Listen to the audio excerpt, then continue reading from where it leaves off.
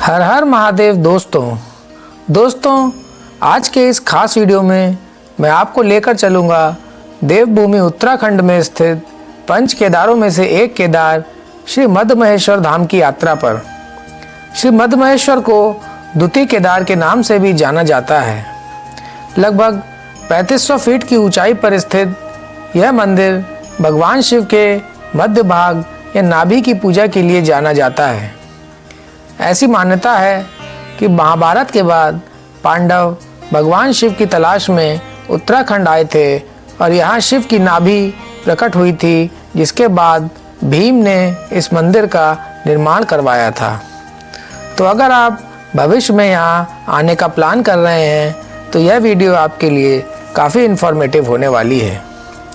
यहाँ पहुँचने के लिए पहले आपको उत्तराखंड में स्थित रांसी गांव पहुँचना होता है और फिर रांसी गांव से ही लगभग 18 किलोमीटर का ट्रैक करके आप पहुंच जाते हैं श्री मद्दमहेश्वर मंदिर। तो अगर आप ऋषिकेश या हरिद्वार से आ रहे हैं तो आपको पहले रुद्रप्रयाग जिले में स्थित ऊखीमठ पहुंचना होता है और फिर ऊखीमठ से ही शेयरिंग टैक्सी करके आप रांसी गांव आसानी से पहुंच सकते हैं। ऊखीमठ से रांसी गांव में पहुंचने में लगभग 20 किलोमीटर का सफ़र तय करना होता है, जिसे लगभग 1 घंटे में आप पूरा कर लेंगे। यहाँ यह बात ध्यान देने वाली है कि जब आप ऋषिकेश से चलकर रुद्रप्रयाग पहुँचेंगे तो रुद्रप्रयाग से 3 रास्ते अलग अलग दिशाओं में जाते हैं। एक रास्ता श्री बद्रीनाथ धाम की तरफ जाता है और एक रास्ता श्री केदारनाथ धाम की तरफ जाता है। वहीं एक तीसरा रास्ता भी है जो ऊखीमठ के लिए जाता है।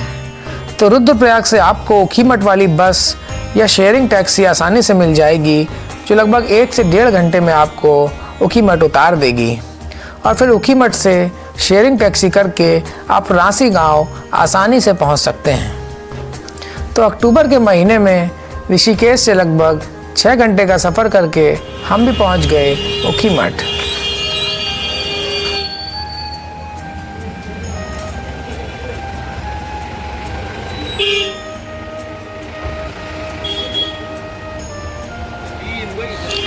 ये है ऊखीमठ का मेन मार्केट और यहीं से आपको रांसी गांव के लिए शेयरिंग टैक्सी आसानी से मिल जाएगी। ये है यहाँ का टैक्सी स्टैंड।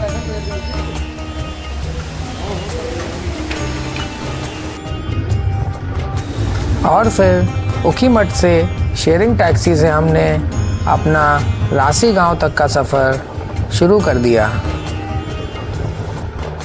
और रांसी गांव से लगभग 1 किलोमीटर आगे टैक्सी आपको इसी स्थान पर उतार देगी और यहीं से आपको अपना पैदल रास्ता शुरू करना होता है। और रांसी गांव से 1 किलोमीटर आगे यहाँ से मद्दमहेश्वर जी का ट्रैक स्टार्ट होता है। यहीं पे पार्किंग भी है और गाड़ी यहीं तक आती है। रांसी 1 किलोमीटर पीछे है।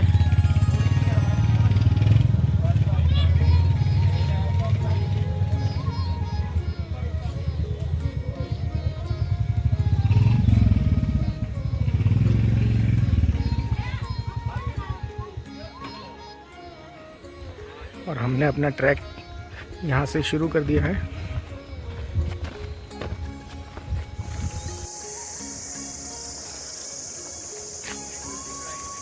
दस मिनट चलने के बाद यहाँ से ये रोड ख़त्म हो जाता है और यहाँ से फिर कच्चा रास्ता शुरू होगा, पगडंडी वाला। और ये रोड कच्चा वाला यहाँ पे ख़त्म हो गया और ये मद्दमहेश्वर पैदल मार्ग यहाँ से शुरू होता है नीचे की तरफ। और बोर्ड के आगे इस तरह की सीढ़ियाँ शुरू हो जाती हैं नीचे की तरफ।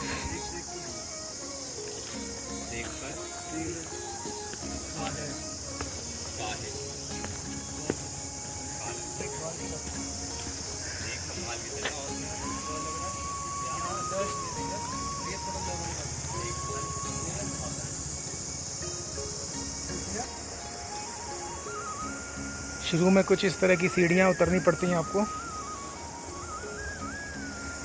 और इसके बाद नीचे मधुगंगा के पास आप पहुँचेंगे।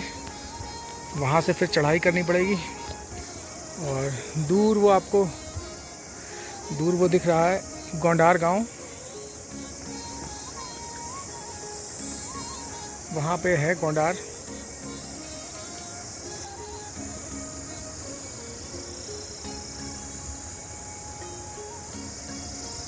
तो अभी हम बढ़ रहे हैं गोंडार गांव की तरफ, जो कि यहाँ से 5 किलोमीटर है। और खूबसूरत मधुमहेश्वर घाटी, नीचे मधुगंगा बह रही है, ऊपर कहीं है मधुमहेश्वर।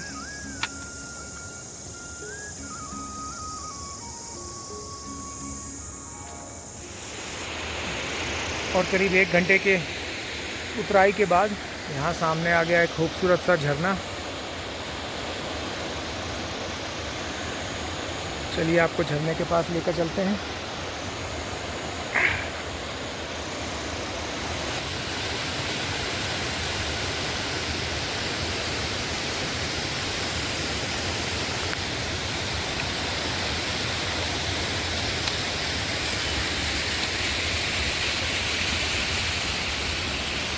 गोंडार यहाँ से 2 किलोमीटर है।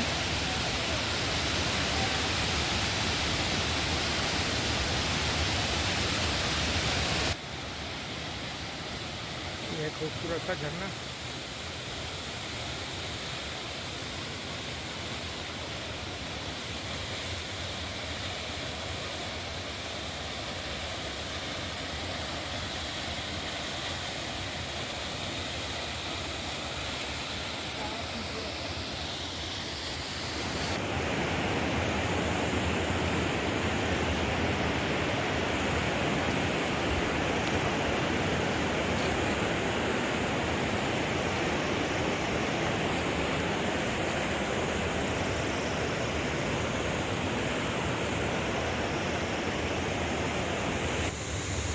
और करीब 2 घंटे चलने के बाद रांसी से हम यहाँ एक मंदिर के सामने पहुँचे हैं।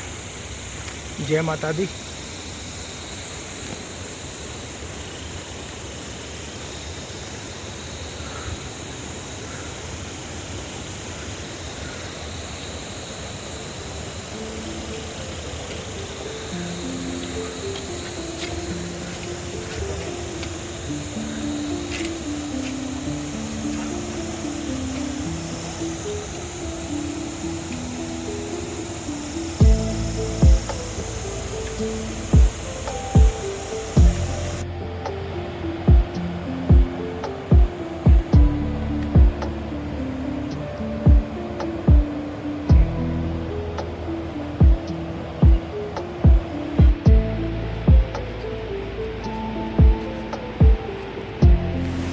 और रांसी से करीब 2.5 घंटा चलने के बाद हम पहुंच गए बेहद ही खूबसूरत गोंडार गांव। और गोंडार गांव में ही हमने अपना रात्रि विश्राम किया। नमस्ते, हमारे लखनऊ से जी। इस ट्रैक पर आपको रुकने के लिए कोई समस्या नहीं होगी, क्योंकि थोड़ी थोड़ी दूर पर रुकने के लिए आपको कोई ना कोई गांव अवश्य मिलता रहेगा। जैसे आप चाहें तो रांसी गांव में भी अपना रात्रि विश्राम कर सकते हैं, या फिर अगर आपके पास समय है तो 5 किलोमीटर आगे चलकर गोंडार में स्टे कर सकते हैं। और गोंडार से भी आगे 1 किलोमीटर पंतोली नामक गांव पड़ता है, वहां भी अपना आप रात्रि विश्राम कर सकते हैं और अगली सुबह अपनी यात्रा जारी रख सकते हैं।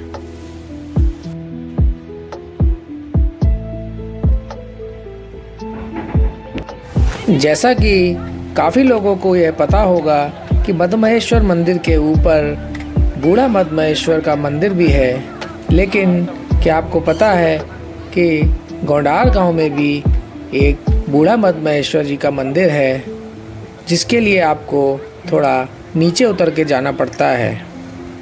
और हम भी बूढ़ा मधुमहेश्वर के दर्शन करने के लिए गोंडार गांव से थोड़ा नीचे की ओर उतर गए और यहाँ पहुंचकर हमने भगवान भोलेनाथ के दर्शन किए।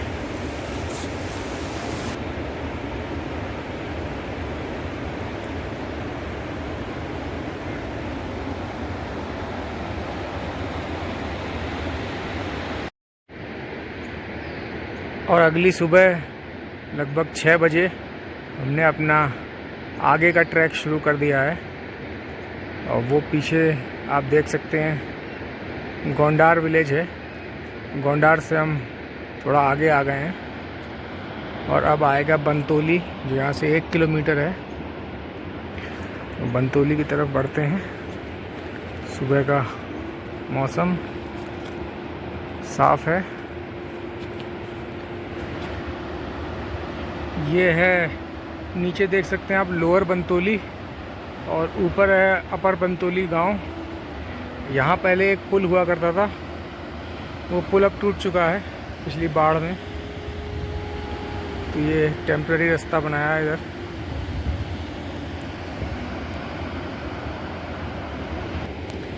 और यहीं पे भूस्खलन हुआ था बाढ़ के टाइम पे।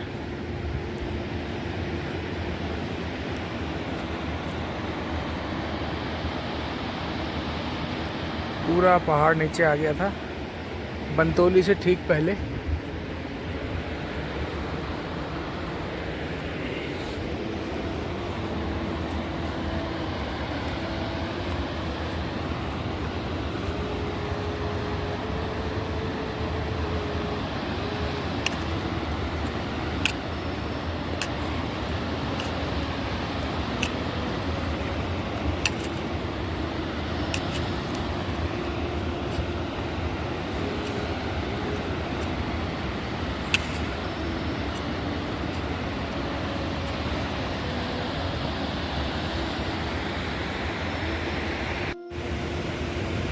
तो ये है बंतोली गांव और यहीं पे पुल हुआ करता था जो बाढ़ में बह गया था। और ये देखिए उसके लिए टेम्पररी ट्रॉली सिस्टम लगा रखा है क्रॉस करने के लिए। यहाँ से ट्रॉली से क्रॉस कर सकते हैं। और यहीं पे मधुगंगा और दूसरी नदी जिसका नाम मैं भूल रहा हूँ, उन दोनों का संगम होता है। वो चौखंबा पर्वत के बेस से निकलती है और यहीं बंतोली में दोनों का संगम होता है। ये बंतोली गांव।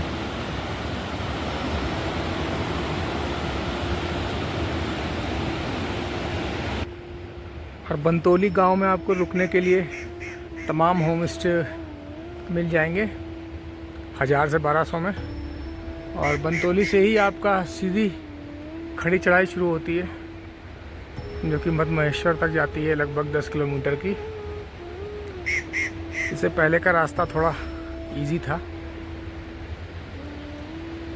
लेकिन अब यहाँ से खड़ी चढ़ाई शुरू हो जाएगी बंतोली से। ये है खूबसूरत बंतोली गांव।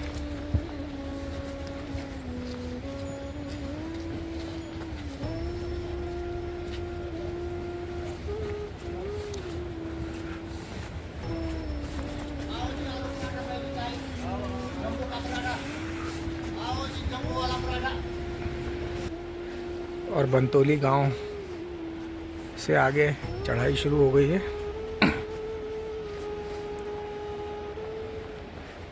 यहाँ से मधुमहेश्वर 9 किलोमीटर है।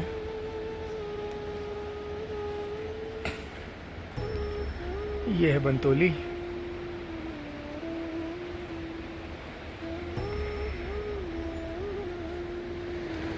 और बंतोली से थोड़ा ऊपर आ गए हैं। यहाँ से पूरा रास्ता दिख रहा है। पहले नीचे नीचे रास्ता था, अब ये पहाड़ जो है ये टूट गया है। तो ये रास्ता अब ये ट्रेल आप देख सकते हैं जा रही है ऐसे ऐसे। और वो आगे है गोंडार गांव और ये है बंतोली।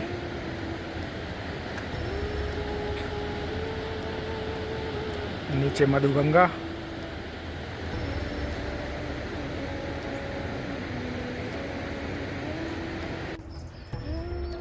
बंतोली के बाद से ही खड़ी चढ़ाई चालू होती है। अब अभी तक तो 1 घंटा हो गया, बीच में बिल्कुल भी कहीं फ्लैट नहीं आया है, सिर्फ एकदम खड़ी चढ़ाई है।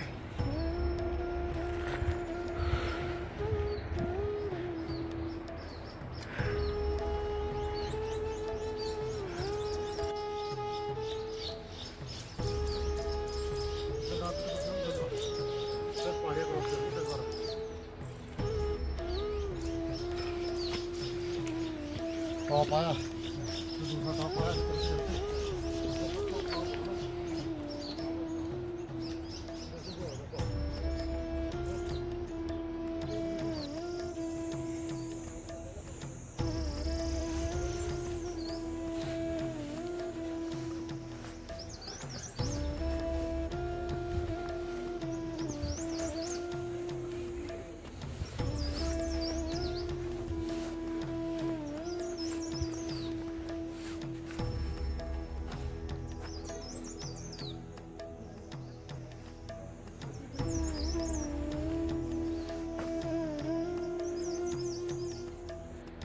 खड्डा क्रॉस करते ही वैली ओपन हो जाती है।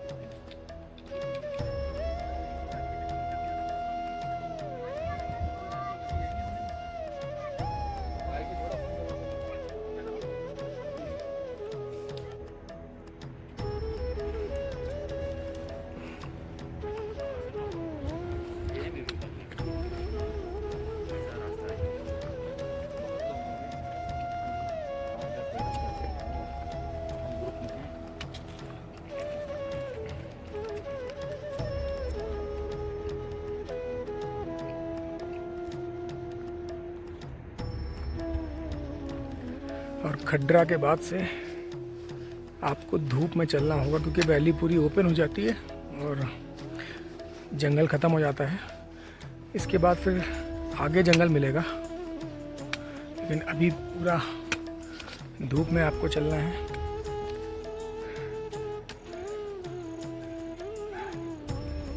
यहाँ पे बड़ी बड़ी छिपकली भी पाई जाती हैं,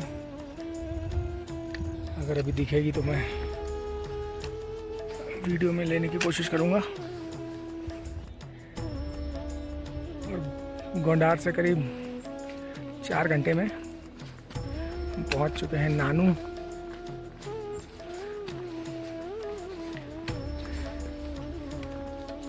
बंतोली में आधा घंटा पराठा और चाय खाया था, ये तो 3 साढ़े 3 घंटे में आप नानू पहुँच जाएंगे गोंडार से।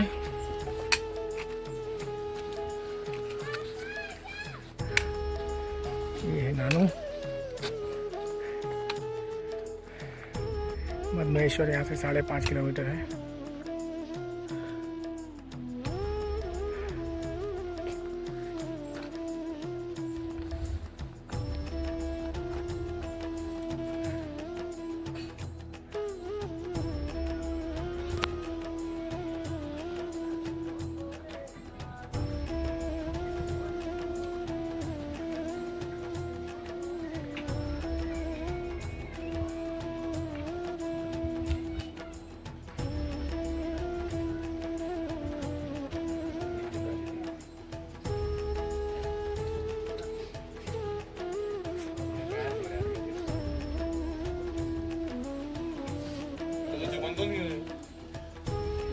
भाई छिपकली इधर,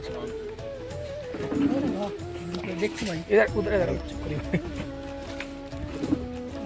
उधर मत रखना हाथ में, छिपकली है। जैसे जैसे हम आगे बढ़ते जा रहे हैं, चढ़ाई और तीव्र होती जा रही है।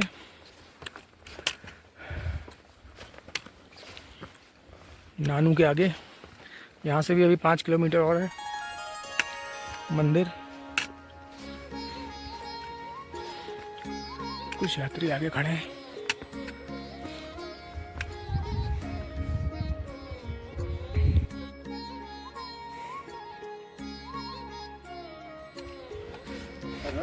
जय भोलेनाथ। नानू से 1 किलोमीटर और ऊपर आ चुके हैं। यहाँ से 4.5 किलोमीटर रह गया है मंदिर।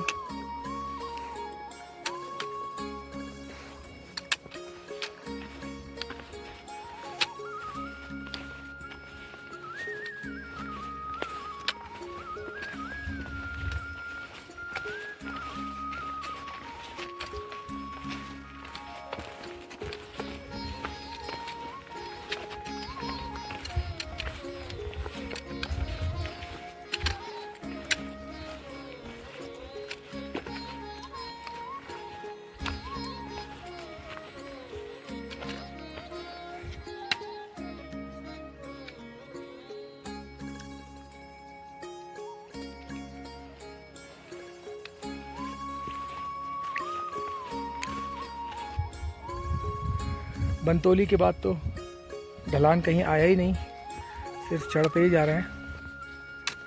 10 किलोमीटर की सीधी खड़ी चढ़ाई, लेकिन रास्ता इतना खूबसूरत है कि थकान बिल्कुल महसूस नहीं हो रही। आगे शायद अब फिर से जंगल में प्रवेश करना होगा, और ये खुली घाटी, खुला रास्ता जंगल में प्रवेश कर जाएगा। देखते हैं आगे क्या रास्ता होता है, कैसा। और हम पहुंच चुके हैं मैखंबा। गोंडार से लगभग 6 किलोमीटर आ चुके हैं, और मद महेश्वर यहाँ से 4 किलोमीटर है।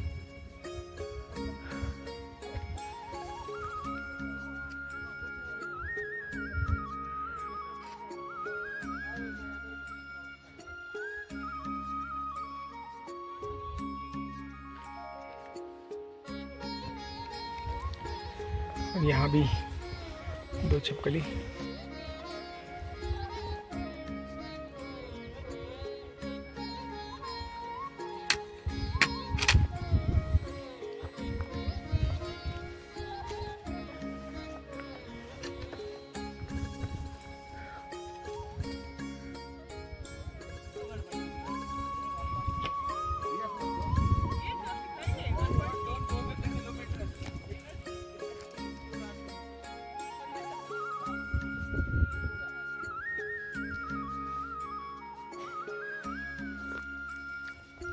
ये राजमा है क्या है? यहाँ पे राजमा सुखाती हैं आंटी।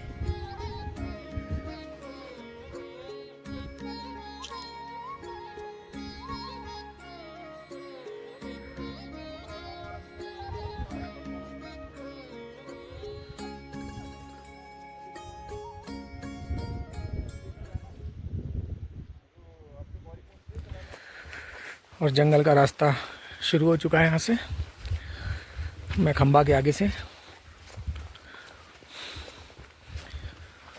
काफ़ी घना जंगल है, और ये मद महेश्वर से थोड़ा पहले तक ऐसे ही जंगल का रास्ता रहेगा। लगभग 200-300 मीटर पहले जंगल ख़त्म हो जाता है मंदिर के।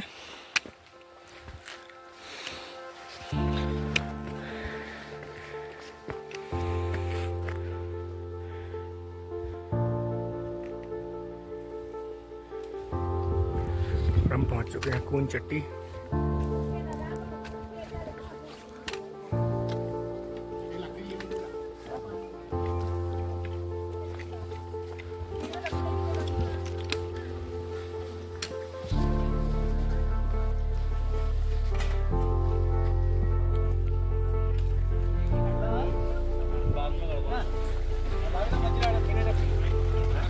और कून चट्टी के आगे जंगल और भी घना हो गया है। अभी तक तो सिर्फ लंगूर देखने को मिले हैं, और कोई जानवर नहीं दिखा। नीचे से कुछ यात्री आते हुए।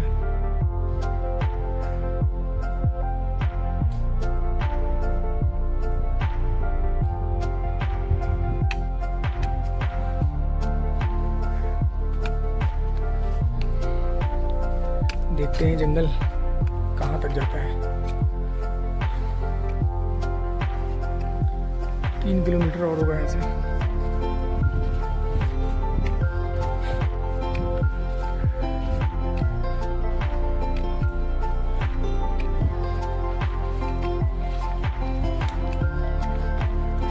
जय भोलेनाथ।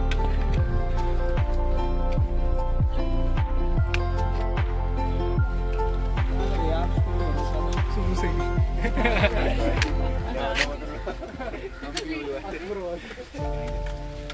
यहाँ सब कुछ चल जा, ये इधर से चल जा तो देख लियो आसपास कोई धक्का ना करे। अब कर देगा कर देगा।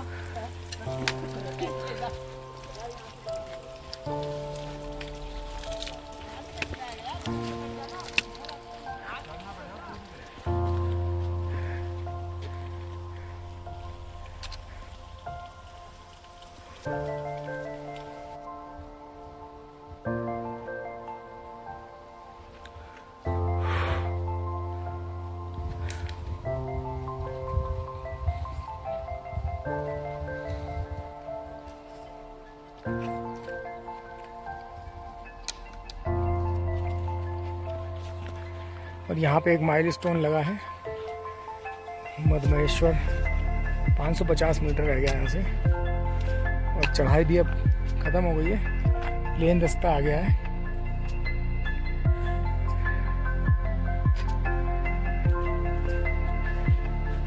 यहाँ से मंदिर तक प्लेन रास्ता है।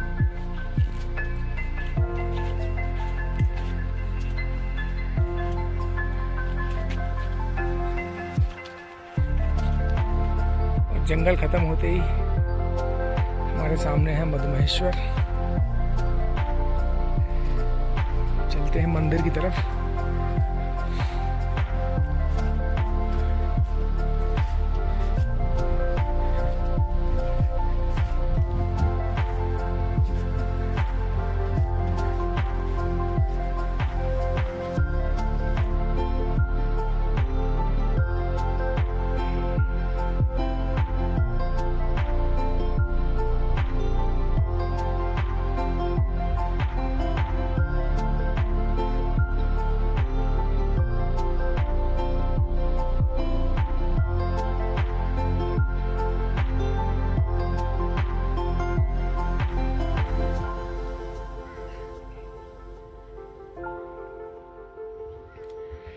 और जंगल ख़त्म होने के बाद जैसे ही हम मधमहेश्वर में एंटर हुए, सामने है मंदिर, वो रहा मंदिर। जय भोलेनाथ।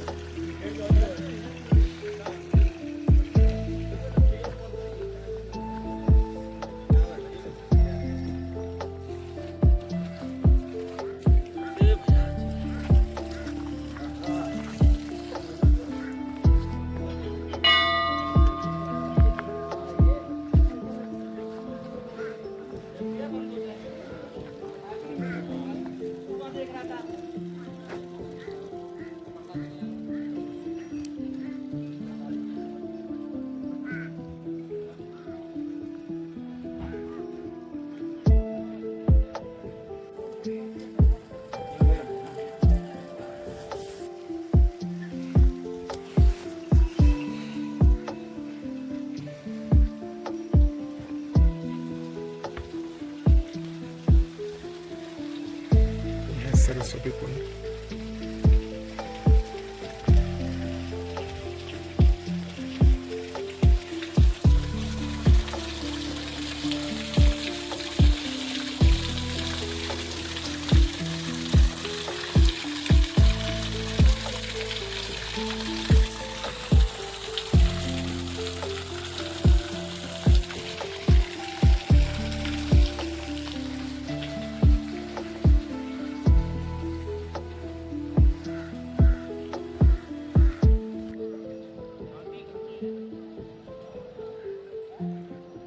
और ये है मधमहेश्वर मंदिर, और इसी के बगल से बूढ़ा मधमहेश्वर का ट्रैक जाता है। ये पगडंडी जा रही है ऊपर, और इसी को पकड़ के कुछ यात्री ऊपर जाते हुए अब वो पहाड़ी के टॉप पे जाना है। उसके उधर छोटी सी एक झील है, वहीं पे बूढ़ा मधमहेश्वर जी का मंदिर है।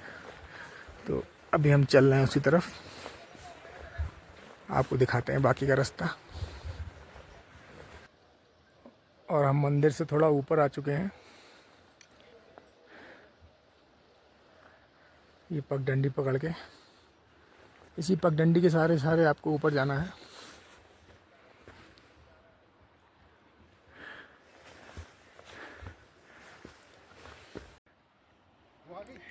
मंदिर से एक ट्रेल भी बनी है, वो देखिए। आप चाहें तो ट्रेल से आ सकते हैं, लेकिन कुछ लोग सीधे भी जाते हैं। सीधा थोड़ा कठिन है, तो कोशिश करिए ट्रेल से ही आए आप।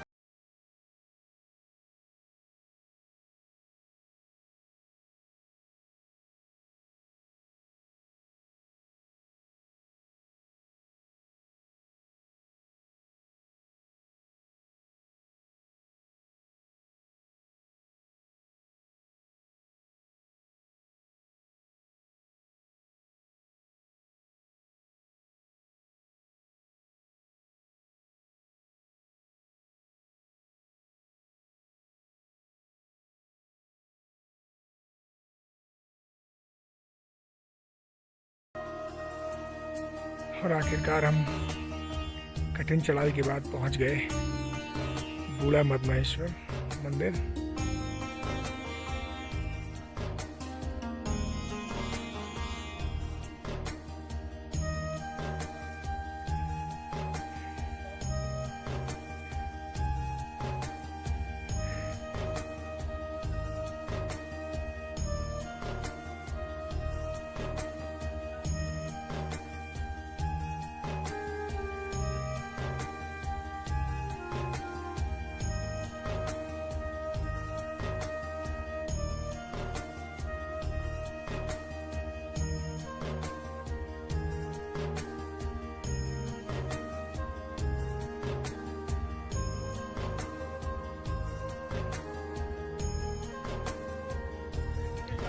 और हम पहुंच चुके हैं इस समय बूढ़ा मदमहेश्वर। सामने है चौखंबा और ये है बूढ़ा मदमहेश्वर जी का मंदिर। पीछे चौखंबा 3 और 4 दिख रही है इधर।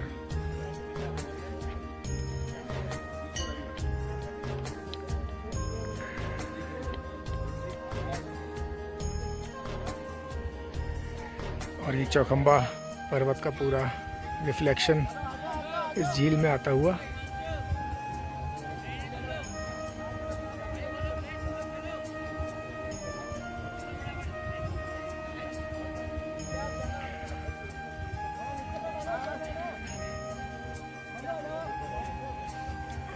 इस तरफ है मदमहेश्वर का मंदिर।